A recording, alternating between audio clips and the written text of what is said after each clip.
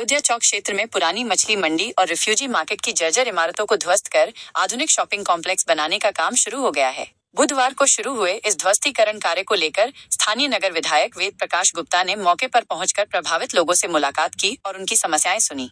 विधायक वेद प्रकाश गुप्ता ने बताया कि सरकार की प्राथमिकता है कि इस परियोजना से किसी भी गरीब या व्यवसायी को नुकसान न हो। उन्होंने आश्वासन दिया कि जिन लोगों के मकान गिराए जा रहे हैं उन्हें प्रधानमंत्री आवास योजना के तहत आवास उपलब्ध कराए जाएंगे और उनके लिए अस्थायी रहने की व्यवस्था भी सुनिश्चित की जाएगी। इसी प्रकार जिन दुकानदारों की दुकानें हटाई जा रही हैं उन्हें नए शॉपिंग कॉम्प्लेक्स में दुकानें आवंटित की जाएंगी। विधायक ने कहा कि इस परियोजना का मुख्य उद्देश्य क्षेत्र का सौंदर्यीकरण करना और एक व्यवस्थित व्यापारिक वातावरण तैयार करना है, लेकिन इसके साथ ही यह भी सुनिश्चित किया जाएगा कि किसी का रोजगार या निवास प्रभावित न हो और सभी को उनका हक और सम्मान मिले।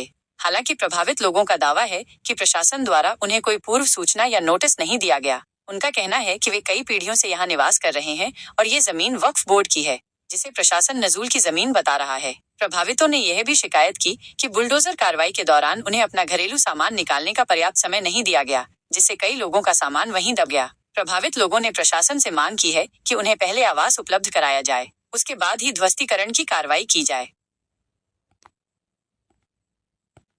सारी जमीन दी है तुम्हें आते न तो हमारे पास हमारा सामान, यहाँ तक कि हमको टाइम नहीं दिया गया, 1 घंटे का टाइम नहीं दिया गया कि हम लोग सामान उसके अंदर से निकाल लेते।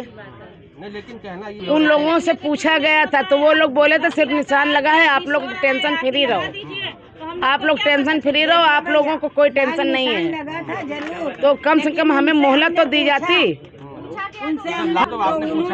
जी जी जी पूछा गया था तो वो बोले कोई बात नहीं है, आप लोग परेशान ना हो, वो ऐसे निशान लग रहा है। तो बताइए हम लोग अब बतलाए क्या कर समझते हैं हम लोग। अब कल तो अचानक में बुलडोजर एक आगे से एक पीछे से चलाया गया हम लोगों पर। अगर हम लोग न भागते तो सामान की तरह हम भी लोग दफन हो जाते उसी में, बच्चे पिस जाते हम लोग। अब बतलाइए क्या करें। अब कल मीडिया आई थी, मीडिया से हम लोगों ने बात किया, न पेपर में दिया गया न मोबाइल में दिया गया।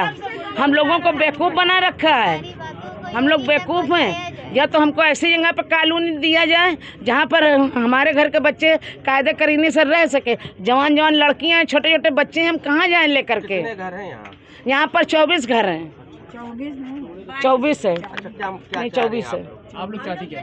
हम लोग ये चाह रहे हैं कि हम लोगों को कायदे करीने की जगह पर कॉलोनी दी जाए जो हमारे बच्चे सेफ रह सकें। उधर का तोड़ा नहीं गया, इधर का तोड़ा। हिसाब से तो कानून में, मगर मेरे विधायक जी क्योंकि क्षेत्र के मूल बुलंदशहर खुर्जा के, तो विधायक जी ने कहा मस्जिद या उसको मैं वफ़ की बात डीएम पे रखूँगा और शासन में। मैंने बताया वफ़ तो क्योंकि मैं खुद पूर्व अध्यक्ष अल्पसंख्यक मोर्चे और राष्ट्रीय रहा हूँ, उपाध्यक्ष बीजेपी कल्याण सिंह के, तो उस नाते मैंने बाबूजी से रिक्वेस्ट की और मैंने तो उन्हीं ने माना है कि हाँ। मैंने कहा ये अगर मस्जिद टूट गई तो ईरान नाराज़ हो जाएगा तमाम, क्योंकि वर्ल्ड फेमस जगह है। तो उस बात को मैंने रखा, माना। और यह नजूल या वो एक आधे से ख़त्म हो चुका है। विधायक जी क्योंकि मेरे बड़े भाई हैं, नॉलेज नहीं है, मैं उनको कॉपी समा दूंगा।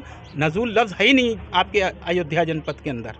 वो होता है केयर टेकर मालिक, वो आपको मैं बता चुका हूँ पहले भी।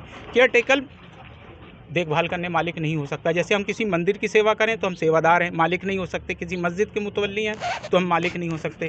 तो उसको मैंने रखा, उन्होंने कहा मैं बात तो, राजू भैया भी आज इसी में आए थे, मैं उन्हीं के साथ आया था तब विधायक जी वहाँ। तो मैंने इसीलिए आप लोगों से बात रखी है कि जो कुछ प्रशासन कर रहा है वो गुमराह कर रहा है।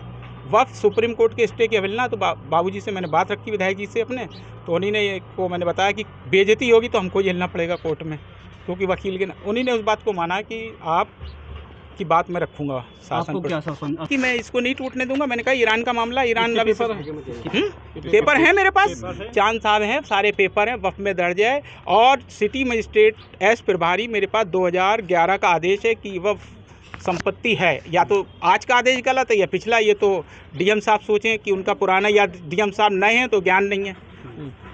भाई अगर कोई वफ़ से आपने लिखा कि ये वफ़ सब्ज़ी मंडी है तो वो चांद साहब से पेपर अभी मैं दिलाई दे रहा हूँ, उसको ले लीजिए, उससे आपको पता चल जाएगा क्या है क्या नहीं है जो चीज़। और फिर सुप्रीम कोर्ट के आदेश की समय वफ़ संपत्ति से मतलब अगर कोई तोड़ फोड़ है तो मैं चीफ जस्टिस ऑफ इंडिया से रिक्वेस्ट करूँगा कि वह स्वयं संज्ञान ले कि वफ़ की संपत्तियों में क्या हो रहा है। गुड नेम बताना। मैं सैयद हाशिम अली, यहीं का मूल निवासी हूँ, अयोध्या का। बात इतनी है। करें हम अपने बच्चों को 3 जवान लड़की है, उसका दहेज रखे थे, वो भी दफन हो गया, उसी में सब कुछ हो गया।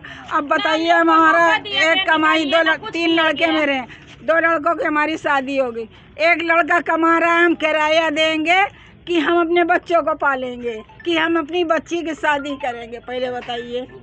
अब हम क्या करें बताओ भैया। अब हम ये चाह रहे हैं कि हमको आप कोई मकान दीजिए, ऐसी जगह दीजिए जहाँ पर हमारे बच्चे सुरक्षित रहें, अच्छे माहौल में पले, बस यही चाह रहे हैं। क्या कहना देखिए, अयोध्या की सभी स्थानों का सौंदर्यीकरण चल रहा है और बेहतर व्यवस्थाएं बने, उस दृष्टि से माननीय मुख्यमंत्री जी ने यहाँ की योजनाएं को जो है बनाने का काम किया, देने का काम किया। ये जो जहाँ हम लोग खड़े हैं, जहाँ जी ये पुरानी मंडी थी, जो इसमें से प्रमुख जो दुकानदार थे वो नाका पर जो मंडी बनी है, नई मंडी, वहाँ पर शिफ्ट हो गए थे। कुछ छोटे थे दुकानदार यहाँ रह गए थे। वो मैंने ही प्रयास किया था व्यापार मंडल के अध्यक्ष के नाते कि छोटे छोटे दुकानदार जो हैं वो वहाँ नहीं जा पाएंगे।